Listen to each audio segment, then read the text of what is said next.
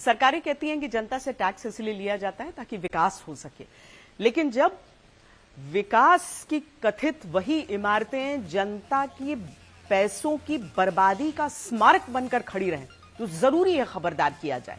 यह खबर मध्य प्रदेश से है। 3 करोड़ की लागत से बना हेल्थ सेंटर, 2 करोड़ रुपए जनता का लगाकर बना सरकारी हॉस्टल और 80 लाख रुपए खर्च करके तैयार किया गया सरकारी गेस्ट हाउस। मध्य प्रदेश के 3 जिलों की फिलहाल 3 तस्वीरें देख लीजिए जो बताती है कि जनता के पैसों से बर्बादी का स्मारक कैसे सरकारें खड़ा करके पैसा कूड़ा करती हैं, खंडहर तैयार करती हैं।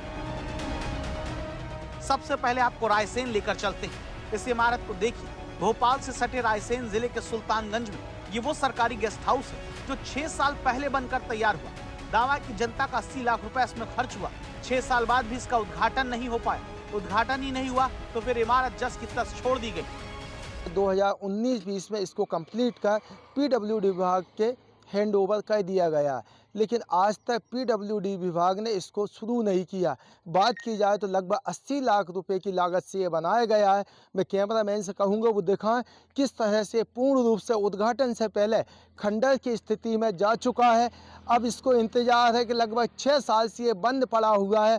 क्या कारण है कि ये आज तक शुरू नहीं हो सका? आप विदिशा में होती जनता के पैसे की बर्बादी पर सरकार को खबरदार करिए। जहां सरकारी महाविद्यालय के हॉस्टल की इमारत 2015 से बनकर खड़ी, 10 साल से उद्घाटन का इंतजार करते करते खंडहर हो चुकी है। बनाने में 2 करोड़ रुपए आम आदमी का लगा, लेकिन इसका कभी कोई इस्तेमाल ही नहीं किया गया। सरकारी सोच कितनी लचर होती है इसे ऐसे समझिए कि पहले इसी हॉस्टल को बनाने में जनता का पैसा लगाया गया, फिर इस हॉस्टल का इस्तेमाल नहीं हुआ क्योंकि ये तहसील से काफी दूर है। तो फिर सवाल है क्या बनाने से पहले सोचा नहीं गया?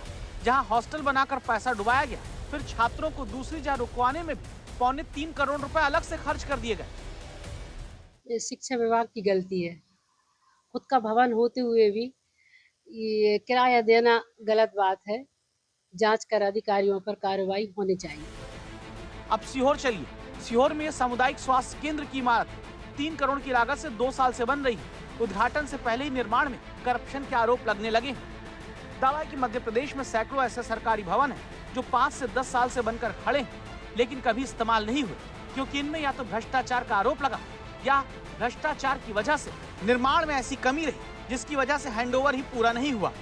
टेक ओवर नहीं किया विभाग ने, मुझे लगता है कुछ कारण होंगे और नए बनने के बाद में उनका उपयोग नहीं हो रहा। तो उसके पीछे क्योंकि हमारा जिला प्रशासन और स्थानीय प्रशासन के सीधे नियंत्रण में वो चीज़ें रहती हैं और किसी जांच के कारण, कंस्ट्रक्शन की क्वालिटी कमज़ोर होने के कारण या किसी पेचीदगी के कारण वो टेक ओवर नहीं हुआ, तो ये जांच का विषय है। लेकिन मेरा ये मानना है कि इनका उपयोग होना चाहिए। ये इतनी बड़ी लापरवाही है कि आप एक संस्था का उद्घाटन नहीं कर सकते, आप उस बुनियादी सुविधाओं का उपयोग नहीं कर सकते जो आपने स्वयं बनाई हैं। और अगर नहीं कर सकते तो आपने बनाई क्यों? और जिन लोगों ने बनाई हैं उनकी तनख्वाह से वो पैसे वसूल होना चाहिए। कागजों पर विकास के नाम पर बनी ये खाली इमारतें अब इस बात की गवाही देती हैं कि समस्या सिर्फ निर्माण की नहीं, नियत और निगरानी की भी है। देखना है कि क्या सरकार इन ढांचों में फिर से जान डाल पाएगी या ये यूं ही वक्त के साथ खंडहर बनते चले जाएंगे और जनता का पैसा कूड़ा किया जाएगा।